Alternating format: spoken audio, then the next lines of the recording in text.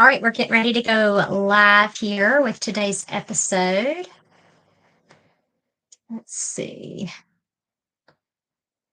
Hello, everybody. Today, I wanted to tell you about my weekend. So, I went to a silent retreat, and this was not the first time I've done this. I try to go twice a year, and I'm going to tell you about it and how you can possibly do something similar in your life and how it will wow you. It's the best way I can think to describe it. Um, So I went down to a place in South Georgia. It's about 2 hours from where I live. It's not a fancy yoga or wellness center. They do serve delicious home cooked meals, but it's definitely not a fancy place. And I drove past these farms and fields and really small towns to this retreat center where everybody goes to be quiet. It's not a place to escape, or at least it shouldn't be, I don't think, but it's to refresh your soul. I know that sounds like big and, important.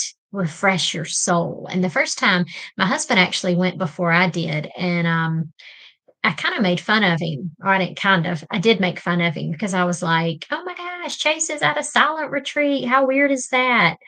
Wonder what they're doing right now. But when he came back, he was like so he had this peace about him, and he it was just hard to describe what I saw in him, so I got curious, and that's when I went, probably, I don't know, 8 years ago. So, anyway, it was my time to go. I'd scheduled it months earlier, and then the timing could not have been worse. But maybe that's the best time to go away by yourself. So we had all these appointments lately. We've had no groceries. The house was like messy and chaotic because I don't have a house cleaner anymore. And it's just, you know how it gets. Everybody's moods were tense. Nobody was excited for me to leave town, including me. So I almost canceled at the last minute, but I felt like I was kind of getting pulled to go. And this is what it feels like when my inner wise woman is talking to me. It's like a pull.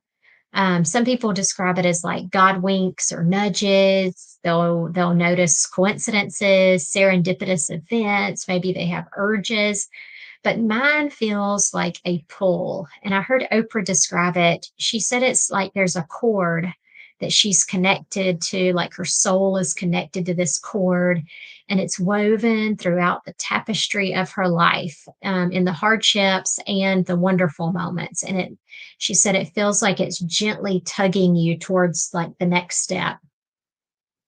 Despite this pull, my brain argued a hard case for not going.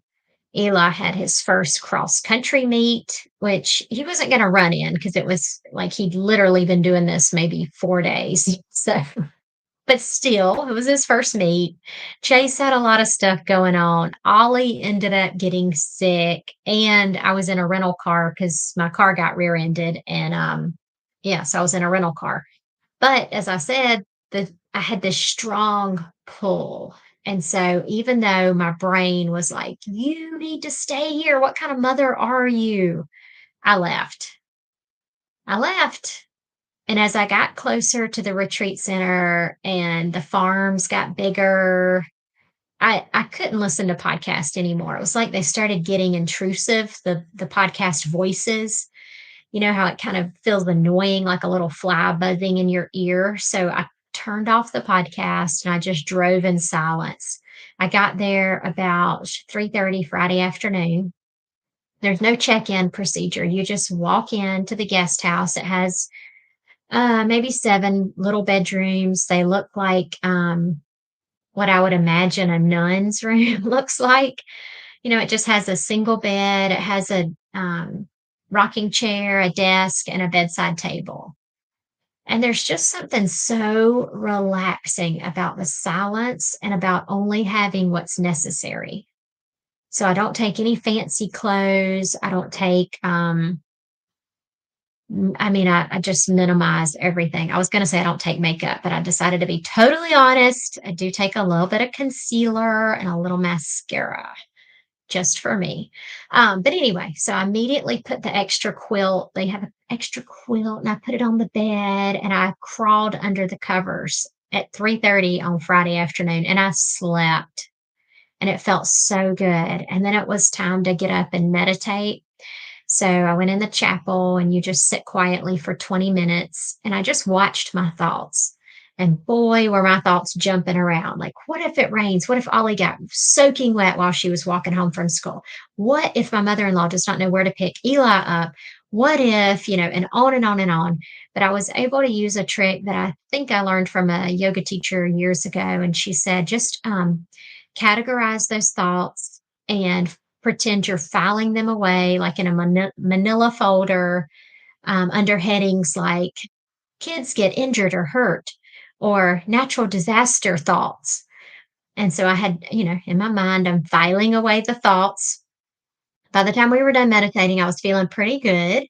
So it was time for something called Eucharist, which I was not familiar with, but, until I went to the retreat center. So it's where there's a very short service. So that's spoken. And then you take communion.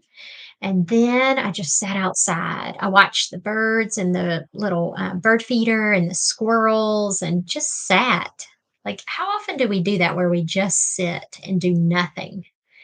Then it was time for supper and you eat in silence. So it's kind of weird.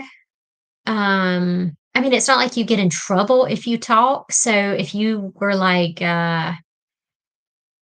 should I sit here? Or I don't know, if you said something like that, it would be fine. Nobody's going to shush you, but everybody's there for silence. So you take your bites without talking and you really taste your food and you notice your food and you don't rush it because that would be weird if you were inhaling your food and everybody else is like taking these mindful bites.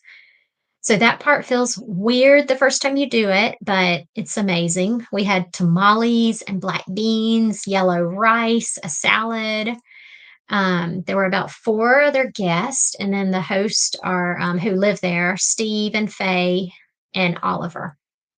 And then we had another little short service, like a bedtime service. We were done by 8. I went back to bed and slept 9 hours. Woke up Saturday feeling so restored, but still almost like I was like I was recovering, because I think I'd been so burned out. I had not been sleeping for the last 2 weeks probably, and, so anyway, it felt so good to sleep. I got up, sat in the chapel by myself and just thought about what I was grateful for, but also prayers that I wanted or needed. There's not really cell service. There's like one little corner of the field where you can get cell service, um, but you don't get it in the house at all. So I did not get any text while I was in the house. And Steve makes the most delicious sourdough bread. He makes it every day, and he's done so for 30 years. And it's so good. And made my coffee. And then I went for a walk. Now, y'all, I usually try to exercise, do at least something every day. And in the past, when I go to the retreat, I will power walk around the fields. I mean, they mow it so that that's what it's for, but I'll do like speed walking, like pumping my arms past the soybeans, the cotton. But this walk was different. I felt like I could not move my body fast, and it was so soothing to just take time. I'd heard of meditative walking, but I've never done it until this trip. And I don't even know if that's what I really did, but I took such slow steps and I listened as my feet crunched the tractor ridges in the dirt.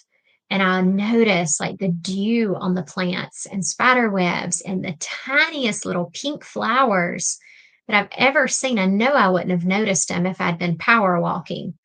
And I used all my senses. So I learned this with life coaching that if you're in sympathetic nervous system mode where your body's in fight or flight, you're in survival mode and the cortisol's pumping through your body or the adrenaline. So if you want to access the parasympathetic nervous system, you can do it with your senses. You can notice what you smell, what you taste, what you hear, what you feel. So I did that while I was walking. And that's kind of how the whole weekend went. I just napped, I ate, I walked, I sat, I lay in bed. And by the time I drove home on Sunday, I knew that I had made the right choice in getting away, even though it was really hard. Um, but even, like when I pulled up in the driveway, Ollie met me as I got out of the car and said, "My throat hurts. I have a headache." And I'm like, "Oh, God." So I'm doing COVID test and strep test, and I'm trying to go to the grocery store. And um, so I just wanted to tell you all this. So it's not so that like I'm not getting ready to host a silent retreat. I'm not telling you because I want you to drive down to South Georgia and start staying at this place because then it'll book up and I won't be able to get in. I'm telling you this because what I see in my own life often mirrors what I see in clients and friends, especially moms. We run ourselves into the ground. Another expression I've heard is we set ourselves on fire to keep other people warm. And this, y'all, leads to burnout. It leads to burnout or anger and resentment. And before you know it, you're all, woe is me, poor me. That's how I get. So, what about you? What are you telling yourself you have to do? Do you say, I have to keep this family afloat? I have to be the chauffeur. I have to cook. I have to house clean. One of mine is I have to be optimistic. I have to be like Miss Hope. That's my name. So I feel like I have to always be positive. Or since I'm a life coach, I feel like I have to have my, what together in my own family, or it looks bad. Like, who am I to life coach if my family's in chaos? But are these true? Do you have to do all these things? Do I have to be perfect? Do I have to be hopeful? No. Do I have to grocery shop for them? Do I have to make sure Ollie has lactose free milk, that the kids brush their teeth and all this stuff? No. If you're drawing a blank right now and you're like, well, that's sad for you, Hope, but I don't really have any beliefs like that. I want you to pretend like your best friend called you and said, I want a trip for 2 weeks and I want you to come with me. And your boss gives you permission and it's some way you still get paid when you're gone for these 2 weeks. So think about this as if it's really happening. What would be your protest? What would pop into your brain if I said, okay, you need to go away for 2 weeks? This is going to be amazing. What excuses would you have? And it's like we are carrying around bricks in a backpack. And the bricks are labeled, childcare, groceries, house cleaning, marriage. And we are willingly carrying these around on our backs, and we keep piling in more and more and more. Have we all forgotten about March of 2020 when the world shut down and all those things we thought we had to do? All the soccer games and all the meetings and all the appointments we had. And all of a sudden, we didn't have to do any of those. And like the world kept turning. In fact, for a lot of people, it got a whole lot simpler and maybe even more pleasant other than the global pandemic, our lives got a whole lot calmer. At least our home lives. So the image of the bricks and the backpack, that's what this weekend was all about. It was a permission slip from me to set that backpack down. It is so much harder than it looks, but once you do, it's like you can breathe again. You can feel that cord that Oprah talked about that's like weaving through the tapestry of your life. You're able to see the big picture. You're able to get a perspective shift. And nobody's life was in danger when I left. By setting those bricks down, nobody got hurt. So here's your steps. If you're curious about how to set the bricks down, here's what I want you to do. First of all, I want you to notice when you're getting weighed down. There are often physical signs like some people, I work in dermatology, so some people, their skin will be a hot mess, like rosacea or psoriasis. It flares. Other times it's your muscles. My husband is his muscles get so tight and he'll like throw his neck out. You get terrible reflux. You can't sleep. Sleep is one of mine. Or you binge eat on something stupid like the kids' cereal. I'll do that too. Mentally, you start showing signs like you're snapping at loved ones. They're noticing, you're feeling bad about it. You're sighing a lot. You're feeling either anxious or maybe like, what is the point? And just defeated. You want to numb out on shopping or drinking or eating. Or maybe you become unusually weepy and emotional. So, first step, notice. Number two, once you notice, you have a choice. So you have a choice. Maya Angelou says, when you know better, you do better. That's one of my favorite things to say to my kids. Once you know better, you do better. So once you realize you're carrying around too much weight on your shoulders, you have a choice to do things differently. And this can be like an aha for people when it finally sinks in and they realize I can do things differently. In AA, I heard this the other day and I thought it was fabulous. In AA, they have a term for victim. It's called a volunteer. I mean, think about that. You are choosing to do all these things. I have a body compass exercise on my YouTube channel. I'll link it in this show notes. But it's how to know which things you need, which bricks you need to let go of, and which bricks you need to hold on to. Number four, get clear about what you want. So many clients give me a blank look when I say, "What do you really want to happen?" Or "What do you want to be what do you want to be different?" Because we don't even let ourselves imagine alternatives. The left side of our brain, which is what we're usually functioning out of, will flat out tell you there are no other options. Carry on, little soldier, grin and bear it, suck it up, buttercup. But if you can access the right side of your brain, the creative side, you will be shocked at what you can come up with. So, one simple, quick thing is like imagine you have a magic wand in which you can create unlimited resources, unlimited help. What would you do with this wand? And that kind of gets you thinking in a different way. Number five, name what your version of peace and recharge might look like. It may not be going to a silent retreat. That may sound totally weird to you. Or maybe it's like just hiring a babysitter for 2 hours while you go to a coffee shop all by yourself. Or you go to a yoga class that's crazy expensive.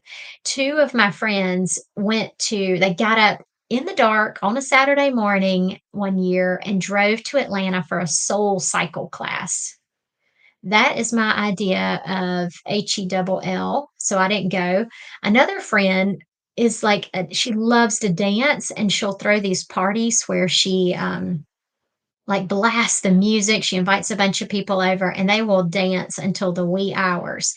This is also my idea of hell. One of my clients, I like this. This is pretty simple, and I don't know if everybody can get away with it where you work, but she will put in for sick leave to meet with me. And I'm not a therapist, but I'm not sure what she puts on her sick leave, but she will take a few hours of sick leave every other week or so, and she schedules it after lunch so she gets the afternoon off.